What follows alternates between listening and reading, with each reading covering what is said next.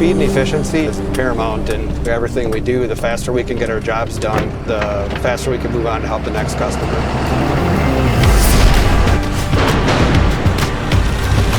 We get these calls a lot. Customer leaves their lights on overnight, we come out in the morning, their battery's dead. We use the Milwaukee tool HOTSHOT. Saves the day, gets the customer back on the road, makes my job real easy.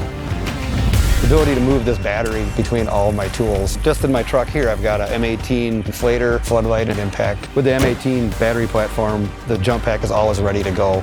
Being in Wisconsin, we get temperatures from below 0 to 102 degrees in the summertime. So having a tool that's going to be able to work in all temperatures and all weather environments is extremely important. Having the HOTSHOT really makes it quick and easy because of the ability to jump multiple vehicles. If this was discharged, I could just go grab a brand new battery off the charger and slap it on, whereas a lead acid jump pack has to be recharged between jumps. Your downtime is eliminated completely. After using this for the last few months, it's been a great asset. I would recommend it for the towing and automotive industry. It does a great job and it gets my customers moving faster, and then they can move on to the rest of their day.